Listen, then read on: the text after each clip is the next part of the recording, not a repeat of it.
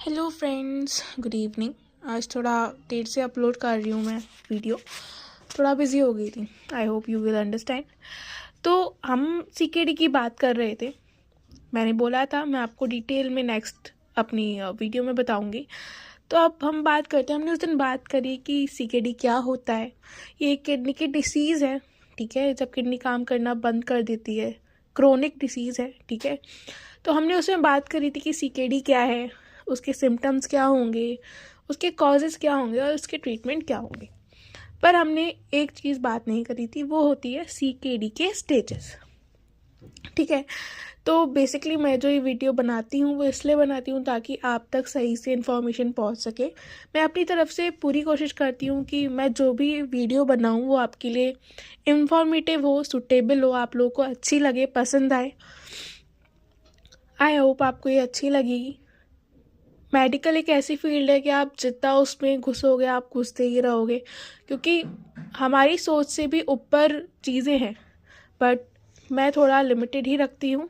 If you want, अगर आप और भी चीज़ मेरे से जानना चाहते हो किसी भी टॉपिक के बारे में, तो आप मेरे को कमेंट करके बताएंगे तो मैं आपको इजीली वो चीज़ एक्सप्लेन कर पाऊँगी। तो हम बात करते हैं कि सीकेडी क्या है। मैं एक बार ओवरव्यू दे देती हूँ आपको। तो सीकेडी एक ऐसी डिसीज़ है जो क्रोनिक है, मतलब ग्रेजुअली किडनी के फंक्शंस क्या होते हैं, ओवर अ टाइम लूज़ होते रहते हैं, क्योंकि किडनी रिस्पॉन्सिबल होती है वेस्ट फिल्टर करने के, मतलब कि ब्लड से वेस्ट रिमूव करने के लिए। तो अगर किडनी काम नहीं करेगी तो वो बॉडी के अंदर क्या होता रहेगा, इकट्ठा होता रहेगा, या हम बोल सकते हैं कि बॉडी के अंदर बिल्डअप होता रहेगा, जो कि इंटरनल ऑर्गन्स को क्या करेगा, हार्म कर देगा। अब मैं बात करूं सीकेडी के स्टेजेस की, तो एकदम कोई चीज़ नहीं हो रही है यहाँ पे रैंडमली नहीं हो रही है। रैंडमली होती है उसको हम एक्यूट बोलेंगे, पर क्योंकि ये क्रोनिक है तो ये बहुत धीरे धीरे करके क्या हो रहा है, अपना काम करना बंद कर रहा है। अगर मैं आपको एक लैंग्वेज में बोलूँ तो मैं ये बोलूँगी कि CKD is characterised into 5 stages based on the estimate glomerular filtration rate. यानी कि सीकेडी 5 स्टेजेस में डिवाइड करी गई है। लमसम सिमिलर ही होता है ग्लोमेरुलस फिल्ट्रेशन रेट के, ठीक है। मतलब आपका जो ग्लोमेरुलस है, नेफ्रॉन के अंदर हमारा भाग होता है ग्लोमेरुलस, वो कितना ब्लड फिल्टर कर रहा है, और जो फिल्ट्रेशन है, जो न्यूट्रिशंस है, वो बॉडी के अंदर रह जाते हैं। बाकी जो वेस्ट होता है वो यूरिन के माध्यम से बाहर आ जाता है। तो हमारे जीएफआर लेवल पे डिपेंड करता है कि कौन सी स्टेज चल रही है। आई होप आपको समझ में आया होगा। अगर हम बात करें इसकी पहली स्टेज की, तो किडनी डैमेज विथ नॉर्मल और इंक्रीज जीएफआर, यानी कि पहली स्टेज नॉर्मल ही रहती है, उसमें कोई सिम्टम्स नहीं होता, पर बिलो 90 ml पर मिनट क्या कर रही है, वो आपका ब्लड फिल्टर कर रही है। हल्का फुल्का है, पता चलेगा ही नहीं आपको। मैं एक तरीके से बोल सकती हूँ कि may have no symptoms. But अगर हम उसके सेकंड स्टेज की बात करें तो माइल्डली, यानी कि हल्का सा रिडक्शन आएगा, किस में, जीएफआर के लेवल में। वो होगा 60 to 89 ml पर मिनट। इसमें भी आपको ज़्यादा सिम्टम्स देखने को नहीं मिलेंगे। जैसे कि आपके कहीं पे भी चोट लगी, आपको तब तक पता नहीं चलेगा जब तक आपके न्यूरॉन्स ब्रेन के अंदर जाके उसको इन्फॉर्म नहीं कर देंगे कि हाँ आपको पेन हो रहा है और वहाँ आपके चोट लगी है। ऐसे ही, ये तो मैंने फिर भी बहुत जल्दी की चीज़ बता दी। जैसे कि आप पानी भर रहे हैं, पानी जब तक ग्लास से ओवर होके गिरने नहीं लग जाता तब तक आपको पता नहीं चलता कि हाँ पानी फुल हो गया है। बाकी आप आंखों से देख रहे हैं, मतलब आपके जो वाइटल्स हैं, तो आपके सेंसेस हैं, आप उससे ऑब्जर्व कर रहे हैं, बट फिर भी तो ये चीज़ें कुछ ऐसी हैं कि आपको पता नहीं चल पा रही हैं। बट धीरे धीरे क्या हो रहा है, वो आपके ऑर्गन को क्या कर रहा है, डैमेज कर रहे हैं।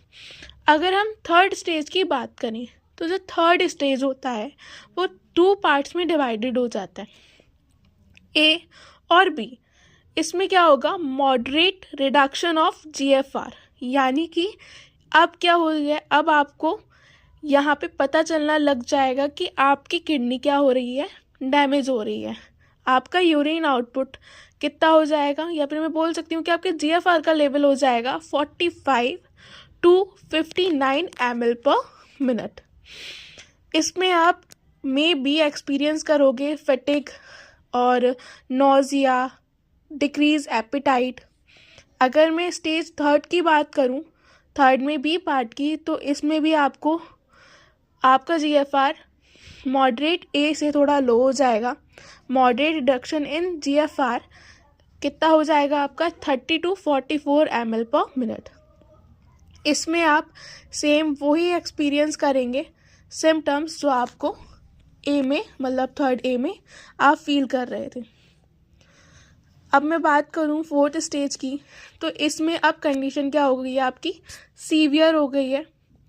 अब आपका जो जीएफआर लेवल है वो गिर गया है, वो हो गया है आपका 29 से 15 तक, यानी कि 29 to 15 ml/minute आपका जीएफआर, यानी कि ग्लोमेरुलस फिल्टर कर रहा है आपके ब्लड को।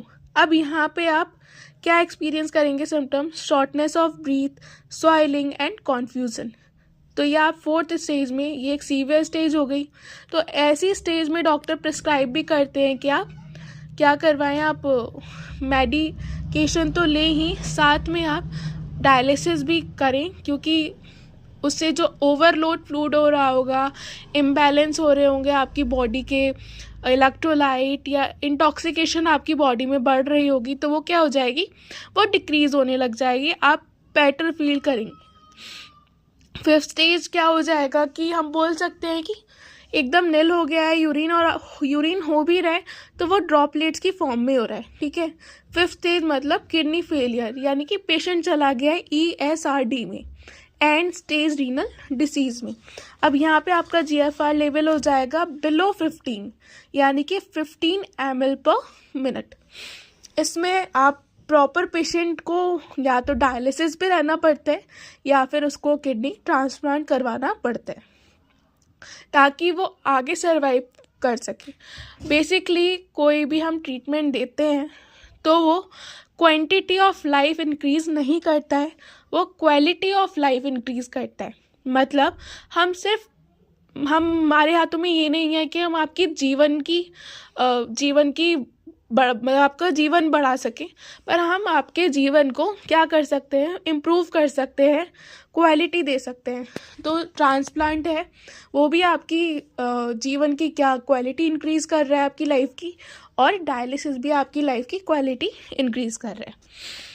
अब कुछ मैं अगर इम्पॉर्टेंट नोट्स की बात करूं, जो जनरल गाइडलाइंस है, so the progression of CKD can very significantly between individual, यानी कि हर एक इंडिविजुअल, हर एक पर्सन पे डिपेंड करता है कि उसकी डिसीज़ किस टाइप से उसकी बॉडी पे किस तरीके से वो असर कर रही है।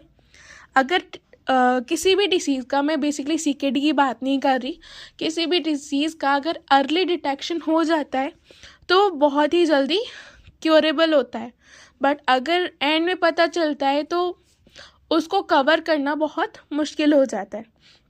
तो early detection and treatment are crucial for slowing the progression of CKD। I hope आपको ये वीडियो अच्छी लगी होगी। अगर आपको कुछ भी चाहिए कि मैं इम्प्रूव करूं और चीज़ें ऐड ऑन करूं, so please let me know. तो मैं यहीं पे पॉज लगाती हूँ। Thank you, bye.